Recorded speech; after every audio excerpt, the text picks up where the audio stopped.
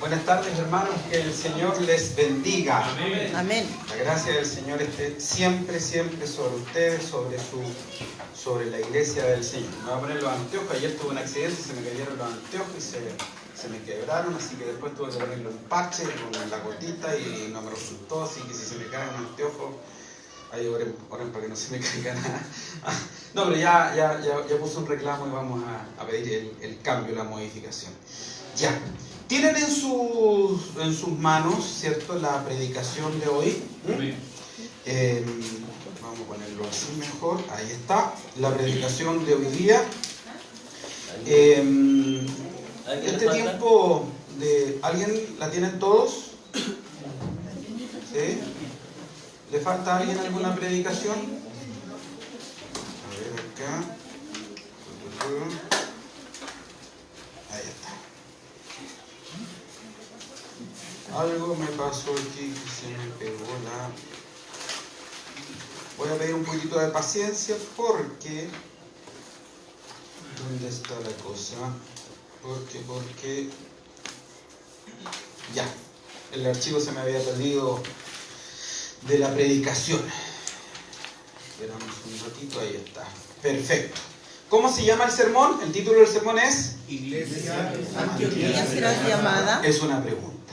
Iglesia. 2 puntos.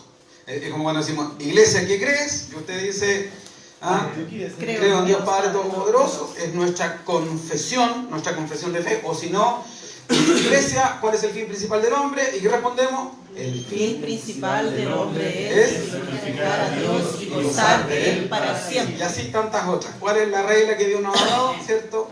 La Santa Escritura. Y así vamos respondiendo. Es muy importante ir definiendo no solamente lo que creemos, que eso obviamente es la piedra angular de nosotros como iglesia, sino que también es importante, por ejemplo, nuestra filosofía de ministerio, que en parte la está trabajando nuestro querido hermano Alexis. Ahí está Alexis, ¿sí? Con el fundamento que es la familia, el matrimonio, como realidad del Dios Trino, que apunta hacia el pasado, a nuestro origen, pero también apunta hacia el futuro, ese mismo matrimonio, a la realidad de Cristo con la iglesia.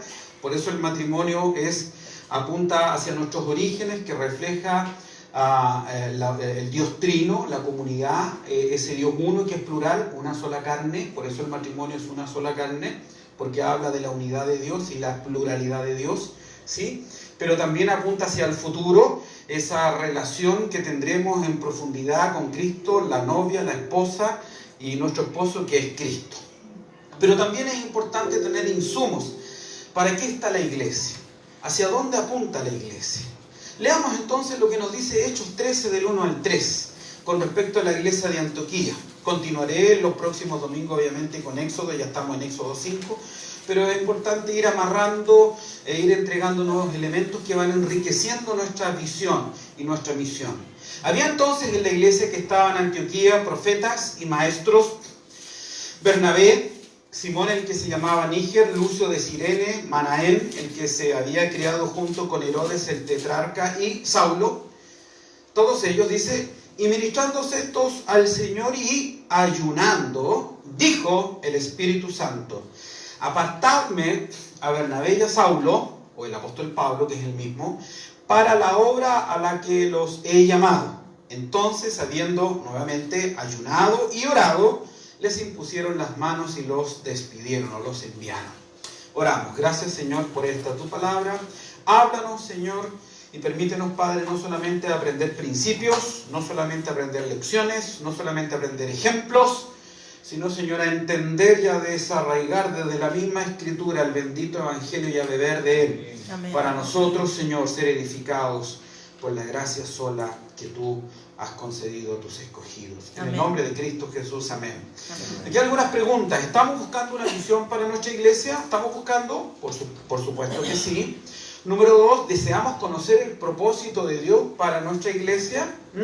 ¿O vamos a hacer una especie de Naciones Unidas donde nos juntamos gente que viene de todas, de distintas iglesias o de no iglesias, y nos juntamos y somos un conglomerado nomás? ¿Existe un modelo bíblico al cual seguir y aplicarlo a nuestras vidas e iglesias? Cuando digo un modelo bíblico, a eso me refiero, un modelo que está en la Biblia, no un modelo que vayamos a replicar como sucede en China, en Tumbuctú, en Corea, en Colombia, a ir a buscar avivamiento. No, hay un modelo que la Biblia nos muestra sobre cómo, cuáles son los objetivos que debe perseguir nuestra iglesia. Cómo el Evangelio me invita a ampliar la visión y misión de mi compromiso con la iglesia. Esto nosotros lo podemos encontrar en el modelo de la iglesia de Antioquía.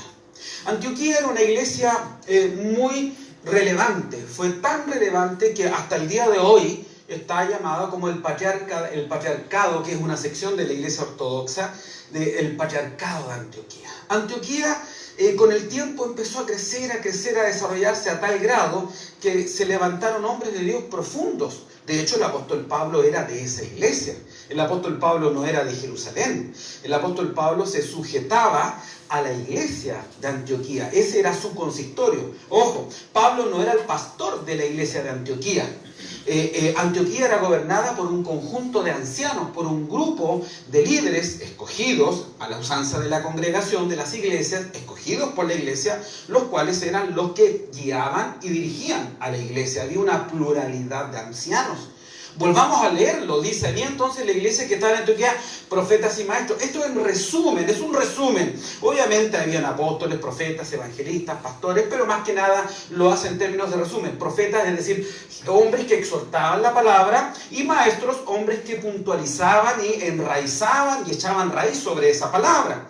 El profeta más que nada exhortaba la palabra, mostraba la visión hacia dónde debe ir la iglesia, y los maestros iban amarrando, iban consolidando, encargándose de que la congregación entienda bien eso.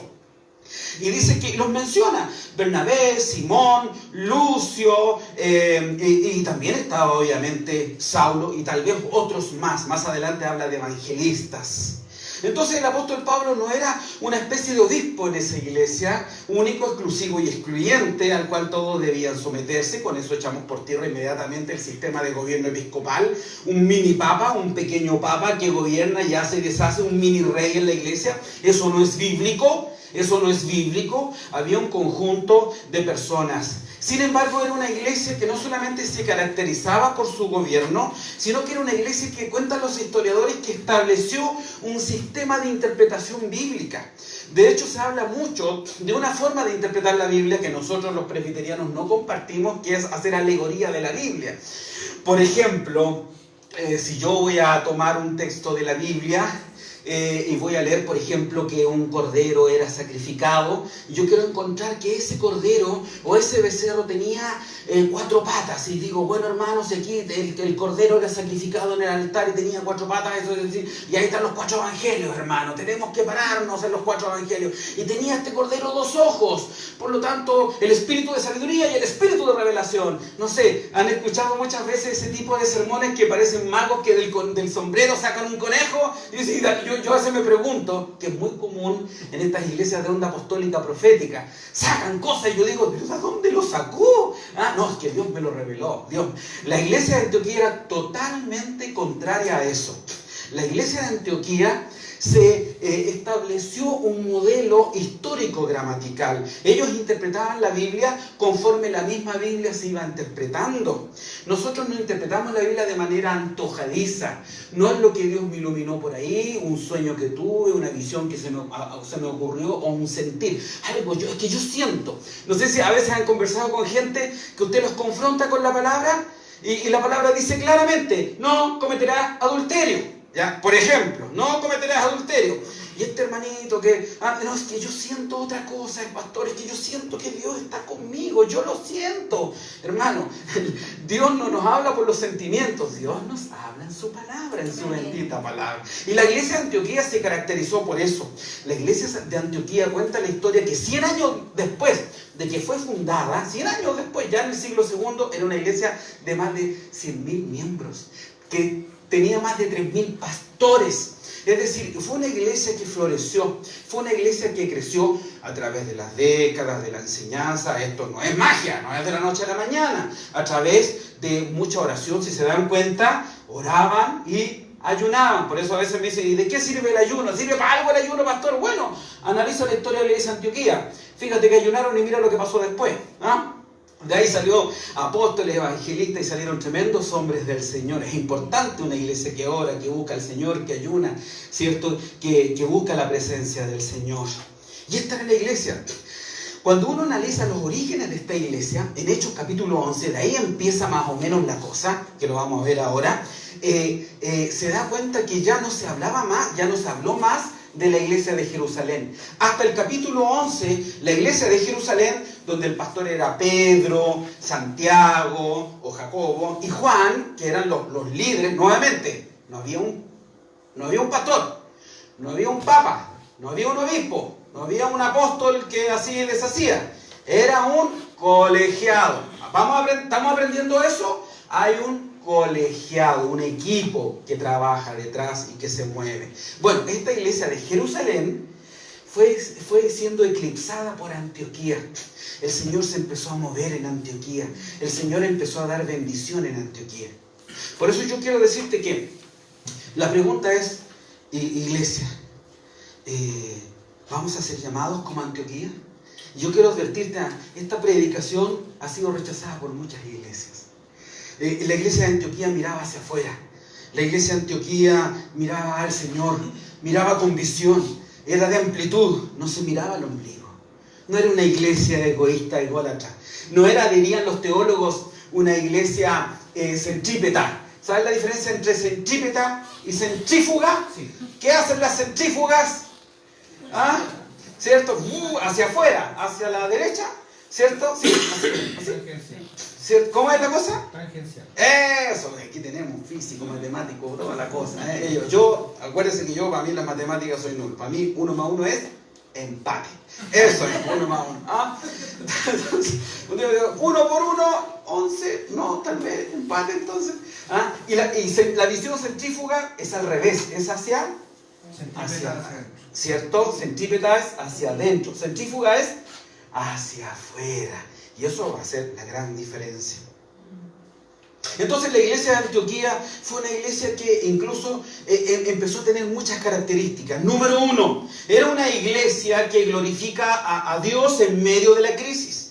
Nació en medio de pruebas, en medio de persecución, no cuando era todo ideal. Miren lo que nos dice Hechos 11:19, ahí comienza la historia. Y aquí la iglesia de Jerusalén y el apóstol Pedro y los demás apóstoles llegaron hasta el capítulo 11, hasta aquí llegaron. Y de ahí para adelante ya no se habló de Jerusalén, ni de Pedro, ni de Juan, ni de Jacob. Ocasional y tangencialmente se les menciona, circunstancialmente, pero toda la historia de ahí para adelante empezó a forjarse en virtud de la iglesia de Antioquía. Mira qué hermoso. Y eran gentiles, y eran griegos, y habían fenicios, chipriotas, antioqueños, no eran judíos en sí. Y aquí nosotros vemos cómo empieza a cumplirse la promesa de Abraham. Y empieza a hacerse efectivo Hechos 1:8. ¿Cierto? Y me seréis testigos en Jerusalén. A ver, dígalo conmigo. Yo sé que todos se lo saben. Jerusalén, en Judea, en Samaria. Ya está lo último. De hecho, los samaritanos eran medio judíos, medio gentiles. Ya, salvan. Mestizos. ¿Ah? Pero ya lo último de la tierra. ¿A qué judío se le ocurriría pensar que los paganos iban a conocer el nombre de Dios? A Abraham se le dijo, y en ti serán benditas todas las naciones, todas las familias de la tierra. Por eso podríamos decir que incluso Antioquía se caracterizó por ser el punto de partida de la evangelización hacia los pueblos paganos. Una iglesia que rompe paradigmas, una iglesia con una visión más allá de los meros judíos, una iglesia que va más allá de la religiosidad, una iglesia donde está el corazón de Dios detrás, pensando en ti y pensando en mí. Pero ellos no nacieron cuando tenían todos los recursos, no nacieron cuando tenían un tremendo edificio, ellos nacieron en medio de la persecución. Mira lo que dice el versículo 19 del capítulo 11. Ahora bien, los que habían sido esparcidos a causa de la persecución. Oh, qué hermoso saber que ellos tomaron debilidades para transformarlas en fortalezas. Ellos tomaron la persecución para transformarlo en la predicación del Evangelio y algo negativo transformarlo en algo positivo. Ellos no se quedaron en su derrota, ellos no se quedaron en su dolor, ellos no se quedaron rumiando su fracaso. Y este principio, si bien es cierto que se puede, interpretativamente, expositiva y exegéticamente y hermenéuticamente y circunbrísticamente, todo en mente, se aplica a la realidad de la iglesia, pero también lo podemos aplicar a nuestras vidas en lo personal. Cuando a veces no nos resultan las cosas, cuando hemos fracasado en un matrimonio y ya es irreparable el daño, cuando hemos fracasado en los negocios, o cuando un hijo viene con una mala noticia, la actitud no es deprimirnos y argumentar de que ya nada se puede hacer. Todo lo contrario, buscaron vías y alternativas. ¿Por qué? Porque detrás de cada prueba y conflicto hay una gran bendición del Señor, y muchas veces las grandes bendiciones de Dios para tu vida vienen envueltas en problemas, vienen envueltas en dificultades. Por eso la Escritura dice que los que aman a Dios, díganlo conmigo, todas las cosas les ayudan a bien. Esto es, los que conforme a su propósito son llamados.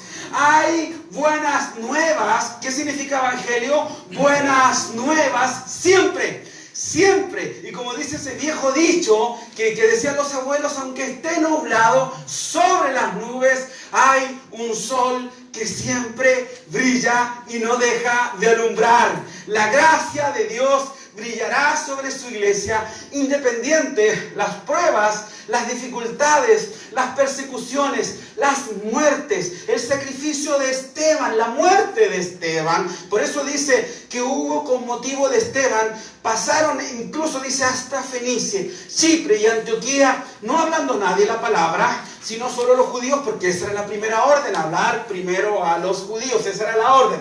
Después era hablar a los gentiles. Entonces dice que pasaron al otro lado. Y ahora voy a aplicar alegoría, me voy a poner alegórico. Tienes que pasar al otro lado. No tienes que quedarte en tu fracaso, en tu dolor, rumiando tu amargura, rumiando tu tropiezo, porque Dios te ha abierto puertas más allá, donde el maligno te ha cerrado puertas. Donde alguien te dijo, aquí no te quiero, Dios está diciendo, pero yo te quiero acá. Pero yo te he abierto camino y puerta acá, dice el Señor. Por lo tanto, era una iglesia que nació no bajo las mejores circunstancias, sino que bajo las peores circunstancias renació, se levantó y se consolidó en medio. Por eso la iglesia cristiana crecerá y será fuerte. Mientras más pruebas y dificultades hayan, más oportunidades. De nuevo, mientras más pruebas y dificultades, más oportunidades. Dios nos está preparando. Segunda característica, era una iglesia que no tenía prejuicios ni barreras culturales, sociales o económicas. Era una iglesia abierta. Mira lo que nos dice en Hechos 11:20. Si bien es cierto que primero le hablaron a los judíos, porque esa era la orden, no obstante, la buena nueva no solamente era para los judíos, sino que también era para los gentiles. Y dice, pero había entre ellos unos varones de Chipre y de Cirene, los cuales, cuando entraron en Antioquía, hablaron también a los griegos, anunciando el evangelio del Señor Jesús. Primera característica también, dentro de la amplitud, era que ellos también empezaron a reconocer en los griegos la necesidad del evangelio. ¿Quiénes son los griegos hoy día nuestros? ¿Quiénes serán nuestros griegos? ¿Dónde están los homosexuales? ¿Dónde están esas prostitutas? ¿Dónde están los políticos? ¿A dónde? ¿Saben qué? Si hay algo que yo a veces he visto, es como el mismo evangelio, o los evangélicos, hemos hecho tipos incompletos del evangelio. ¿Cuáles eran las dos personas que amaba a Jesús o que privilegiaba a Jesús por excelencia? Habían dos tipos de personas que Jesús privilegiaba por excelencia en su época. Por un lado estaban las rameras, las prostitutas, todo lo que tenían que ver con temas de desórdenes sexuales, qué sé yo, y con todo lo que ello implica el abuso, porque ojo, detrás de cada prostituta en general hay una seguidilla de abusos y de cuánta cosa que no se dice. Así también como detrás de muchos homosexuales. Hoy día estás imposibilitado de decir eso. Tú no puedes investigar, hurgar qué hay detrás de una conducta. No puede. Un tabú. Eso es un tabú. Esos son tabúes, ¿cierto? Pero muchas veces hay abuso de los abuelos, de los padrastros, de los vecinos. Generalmente, y este es otro tabú. Generalmente cuando decimos pedófilo, ¿qué se le viene a la mente? ¡Pedófilo! ¿Qué se le viene a la mente? Un cura. Pero usted sabe, no, yo no estoy defendiendo a los curas. No soy cura, ni tengo nada que ver con los curas. Pero siempre decimos, es tanto lo que se ha martillado que los curas son pedófilos. Pero yo te voy a decir que las estadísticas, el 95% de los abusos de los menores vienen de los abuelos y de los padrastros, de los tíos y de los hermanos. Y si aquí alguna vez, con tristeza lo digo, alguno fue abusado, estoy seguro que no fue por un cura. Con esto no estoy defendiendo a los curas, estoy sencillamente poniendo datos. Y sobre los datos informar y construir. ¿Estamos? Sí. ¿Ya? ¿Me entendieron? Sí. No estoy defendiendo a los curas ni la pedofilia dentro de la iglesia, que hay. Y dentro de la iglesia evangélica también hay muchas cosas. Pero pongamos las cosas, ¿cierto? Porque hoy día la gente no quiere escuchar de datos. La gente quiere manejarse por eslogans, por prensa, por lo que dice la prensa amarilla, por lo que dijeron los opinólogos y hacen escándalo. No, datos, maneje datos.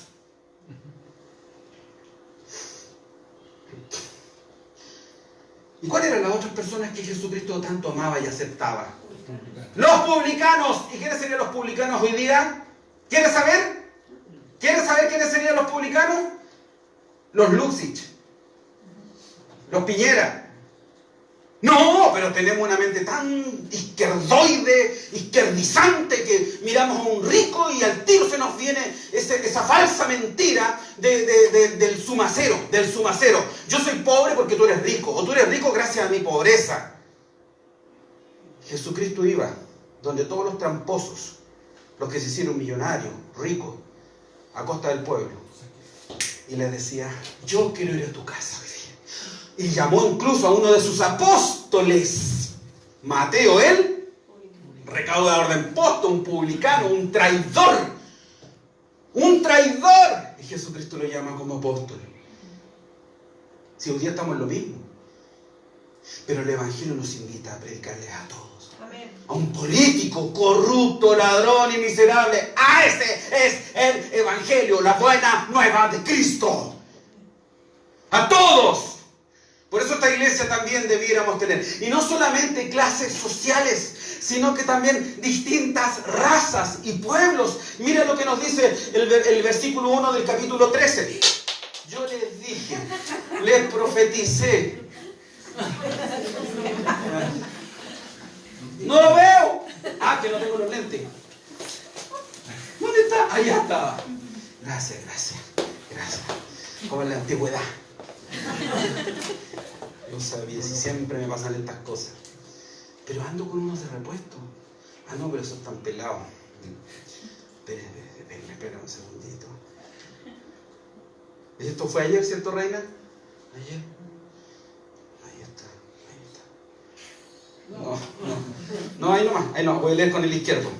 Solo por esta vez. Habla. La visión viene por la izquierda, dice el Señor. Juicio. Mira, dice había entonces la iglesia que estaba en Antioquía, dice dice Bernabé, dice Simón, el que se llamaba Níger, era un negrito.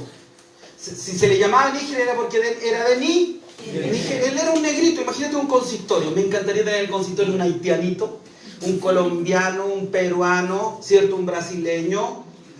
Mira, un consistorio diverso, había pluralidad. ¿Ah?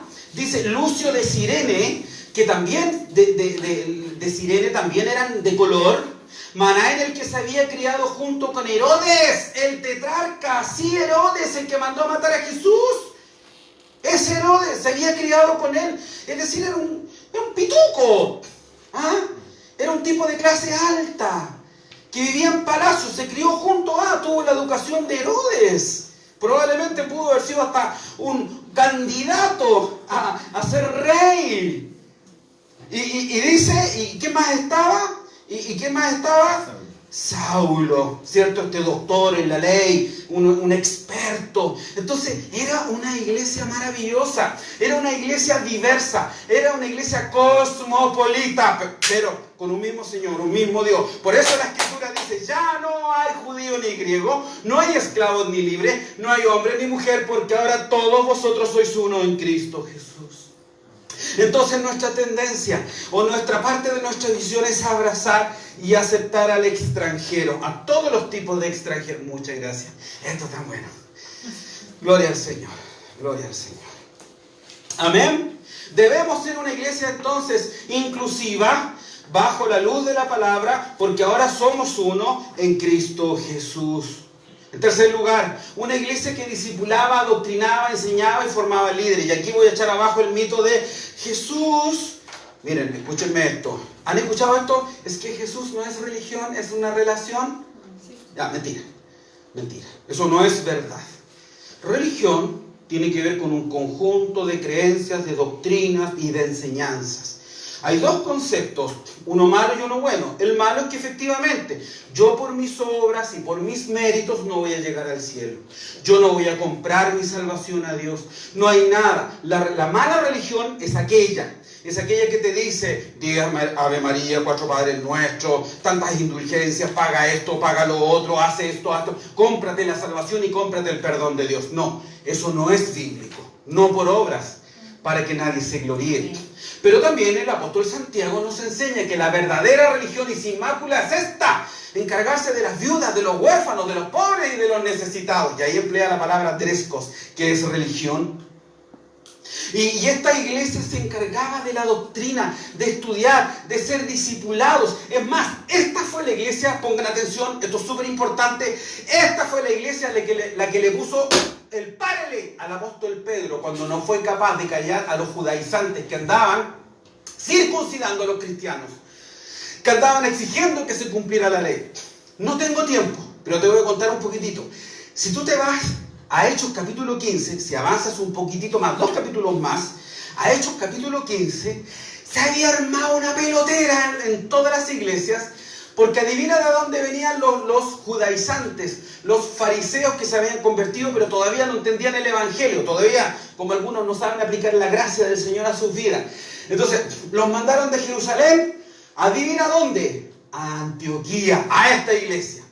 Y ahí estaba Pablo, y estaban los profetas enseñando el evangelio de Jesús, que solamente por gracia somos aceptados, que somos pecadores, pero por medio de Cristo, Él paga por nuestros pecados, que hemos sido aceptados, y ese es un regalo que lo aceptamos y lo abrazamos por fe, por el amor de Dios a nuestras vidas, que Dios nos trata como hijos, no como empleados, que Dios nos trata como sus herederos, no como sus esclavos. Y resulta que llegaron estos tipos a predicar todo lo contrario. Y esta iglesia, cuando tú estudias todo Hechos capítulo 15, 16, mandó a sus emisarios a pararle el carro a todos estos judaizantes. Y ganaron el debate. Y concluyeron que todos los cristianos solamente éramos salvos por los méritos de Cristo. Y que solamente en la sangre de Cristo había aceptación y había perdón. Y que a pesar de ser miserables pecadores, el Señor nos perdonaba y nos aceptaba por los méritos de Cristo.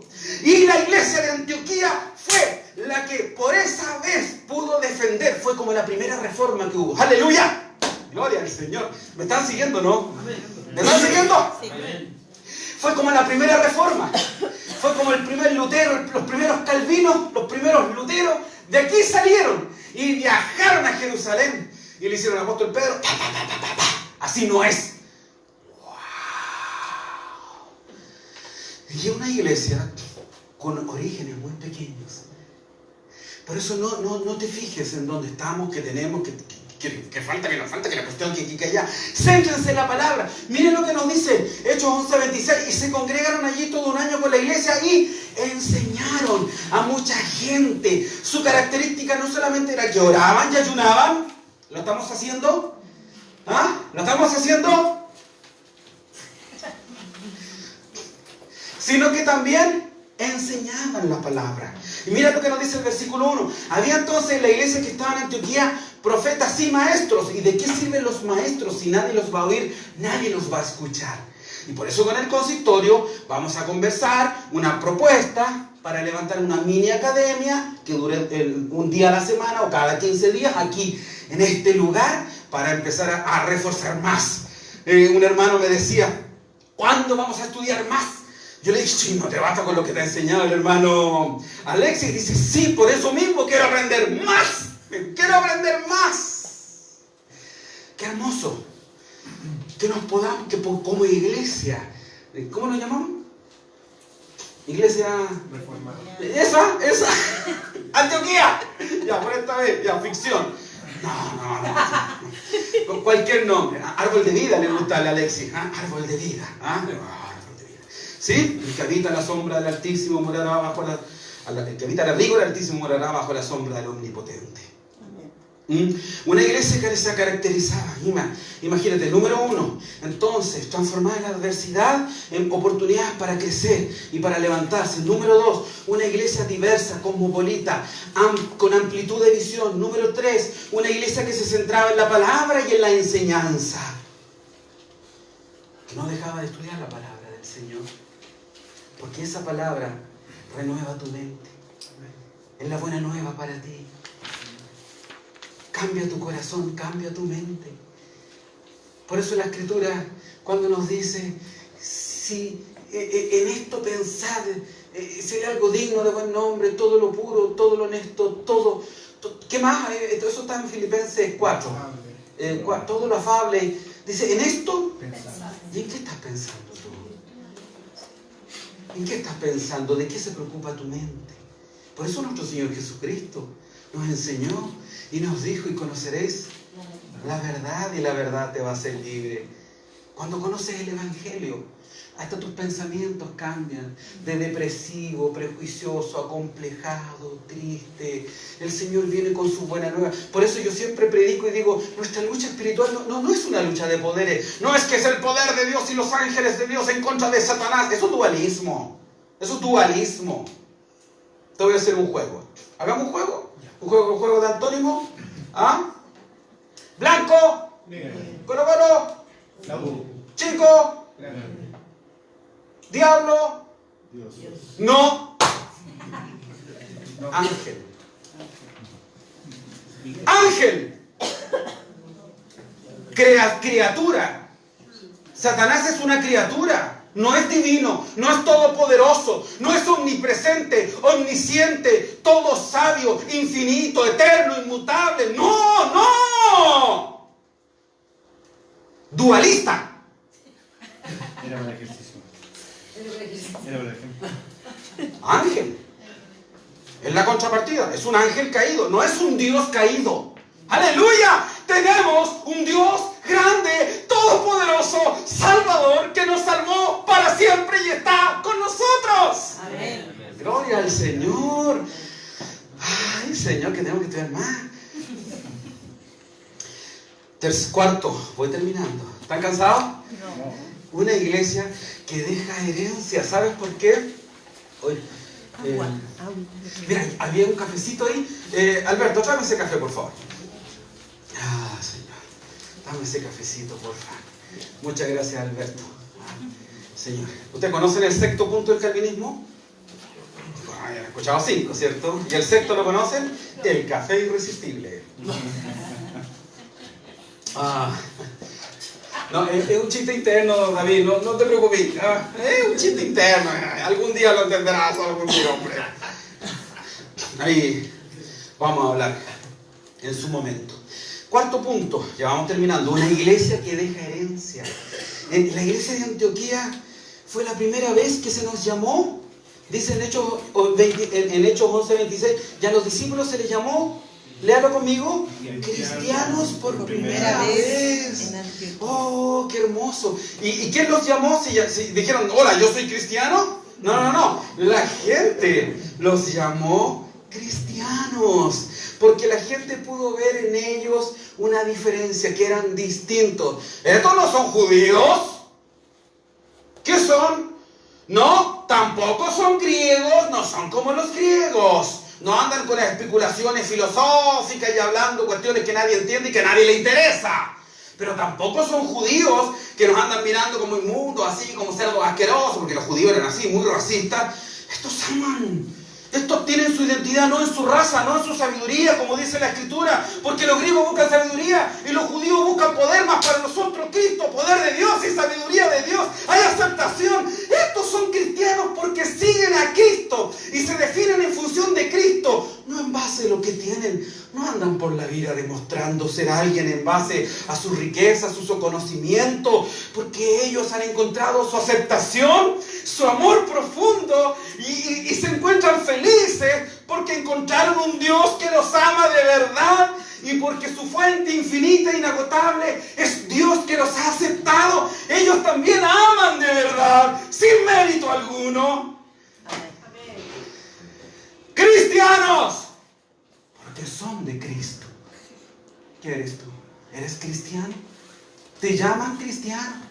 Bienaventurado, dijo nuestro Señor Jesucristo, los pacificadores, porque ellos serán llamados.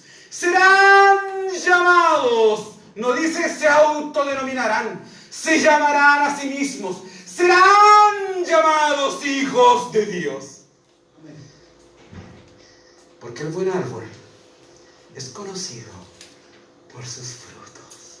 Amén. Porque por su fruto los conoceréis. ¿Cómo te llaman? La bruja. ¿Cómo te llaman? El ogro. ¿Cómo nos llaman? El canuto. Los cristianos. Porque se ve a Cristo en ellos. Aleluya.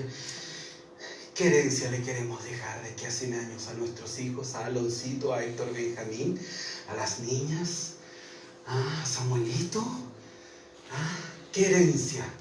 Tú eres cristiano gracias a estos hermanos que han pasado más de 2000 años y por ellos te llamas cristiano. Por eso tus orígenes no son Jerusalén, son Antioquía. Históricamente hablando. ¿Qué herencia le vas a dejar? No, a mí me llaman así porque hace 50 años atrás el consistorio de la iglesia esa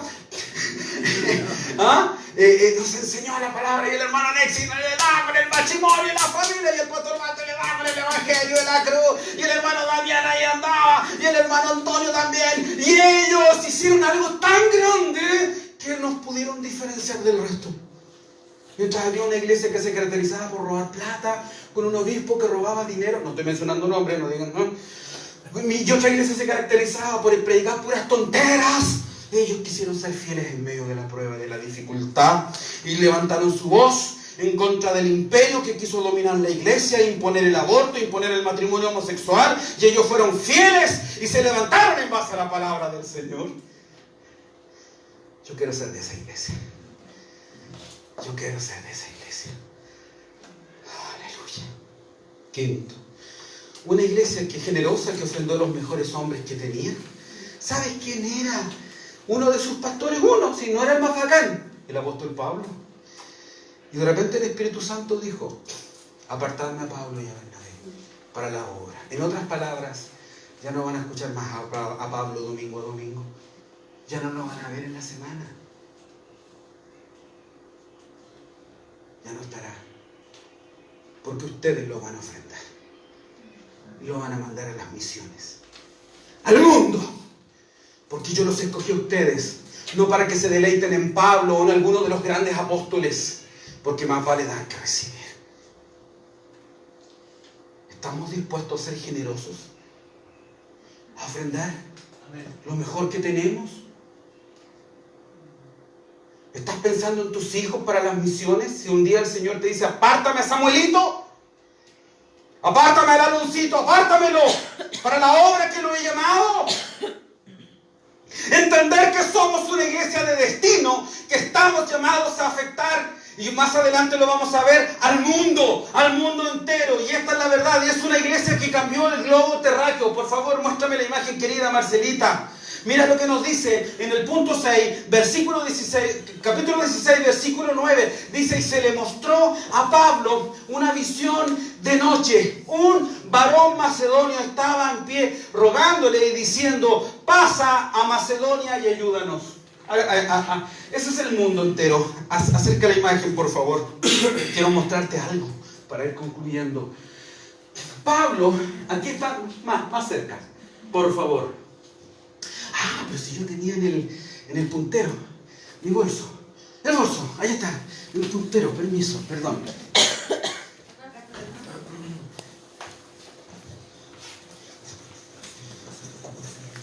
¿No está? Sí está. No está. Tranquilo. Y la iglesia ahora. Ya. Ahí está. Ahí está. Todo esto es Europa. Esto es Asia Menor. Esto es Turquía. Aquí está el mar Mediterráneo. Aquí está Israel. Y Pablo, su obra estaba aquí. Y él estaba por aquí, en Antioquía de Siria. Y resulta que Pablo siempre estaba pensando en levantar obras para acá. Para todo lo que es Irán, Irak, la India, China. Ahí estaba su mirada. Siempre, cuando tú analizas la escritura en Hechos 16, eso lo puedes ver en la casa, estudiarlo en la casa, aquí hay algo que pasó pero maravilloso. Pon atención porque este es el último punto. Pero pone mucha atención. ¿Me está escuchando? El Evangelio cambió el mapa mundi, cambió y transformó y creó culturas nuevas. Se desarrolló un cambio tan grande que esto te afectó a ti, incluso te llegó a ti. ¿Por qué? Porque Pablo estaba aquí en Troas, en la parte norte de Turquía. Aquí está Turquía. Y Pablo estaba ahí y se detuvo. Y quiso ir a Bitinia, quiso ir a distintos lugares. Y dice, y el Espíritu Santo lo impidió. Su mirada estaba hacia todo lo que es Oriente. Su mirada estaba hacia Irak, hacia Irán, la India, Pakistán, hasta China, Japón, aquí está la India, para allá. Y dice que de repente aquí dice que tuvo una visión. Y entonces imagínate la iglesia de Antioquía orando por él, y la iglesia metida en un propósito. Te voy a decir algo. Dios no tiene un propósito para nosotros. Dios no hizo a nosotros para su propósito. Y con eso basta. Amén. Déjate de pensar que viene Dios y entra en tu vida y viene a bendecírtela. Y que Dios entra en tus caminos y viene a bendecir tus caminos. Dios es Dios.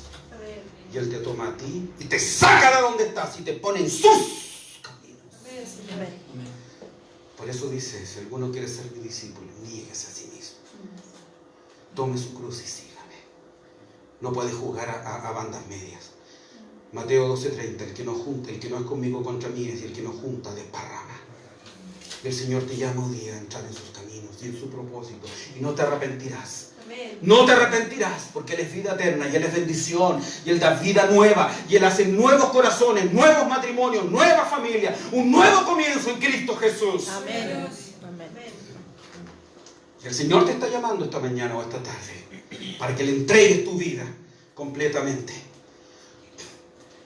Bueno, volviendo a Pablo. Entonces, aquí estaba Pablo y de repente tuvo una visión. Y dijo, ¿para dónde voy? Voy para allá. Y el Señor le decía, no. Y le dijo, mira para arriba. Estaba así, 90 grados, media volt. Dijo, para allá. Y vio un varón macedonio, un varón europeo. La entrada de Grecia hacia Europa.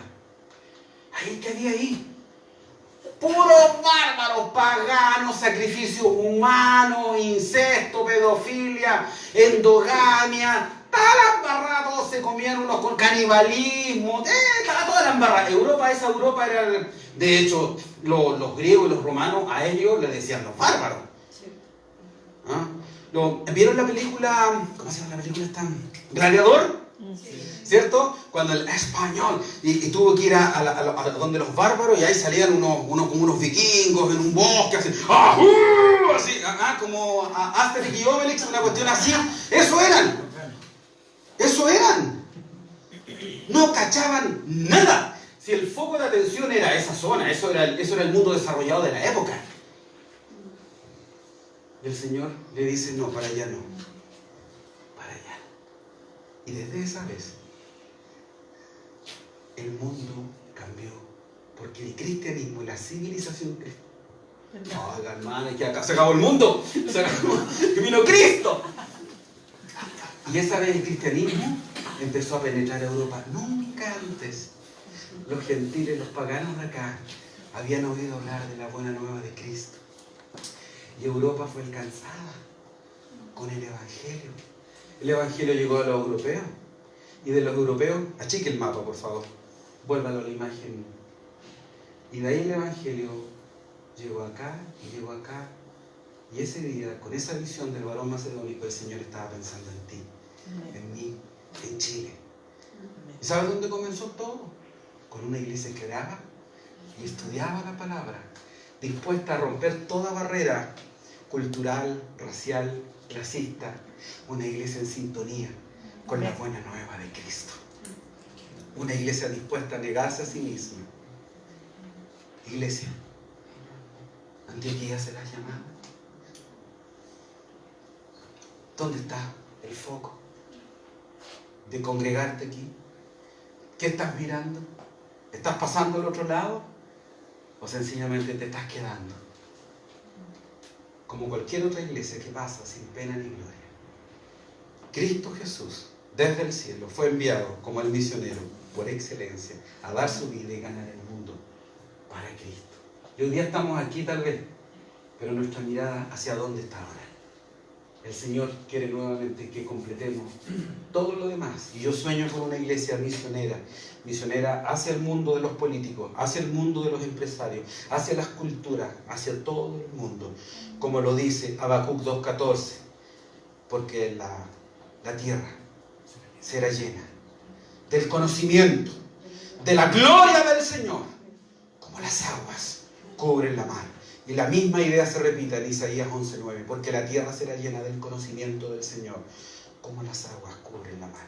Y esa es la esperanza postmilenial de nosotros, que la buena nueva de Cristo lleve luz a las naciones que están en tinieblas. Amén. Pero partiendo por nosotros. El Señor les bendiga. Amén. Oramos. Gracias, Señor, por esta tu palabra. Háblanos, Señor, cada día más y ayúdanos, Padre, a arrepentirnos de nuestras miserias, de nuestros egoísmos, de nuestras maldades, Señor, y a entregar nuestros corazones para ti, Señor, para que tú seas nuestro Padre Celestial y encontrar solamente el deleite que tanto anhela nuestra alma en ti, Señor. Y una vez deleitados en ti, satisfechos, alimentados con la grosura del cielo, Señor, ir al mundo y llevar la buena nueva, Padre, a aquellos sedientos, a los que no tienen dinero, Señor, que puedan comprar sin dinero, Señor, y sin precio, vino y leche, Padre. ¿Por qué gastáis el dinero en lo que no es pan y vuestro trabajo en lo que no sacia? Oh, Señor, llena nuestros corazones para encontrar en ti la felicidad que el mundo no puede dar y que el mundo no ofrece, Señor, y que también podamos llevar esa buena nueva a tantos hambrientos y necesitados de ti. En el nombre de Cristo Jesús. Amén. Amén. Amén. El Señor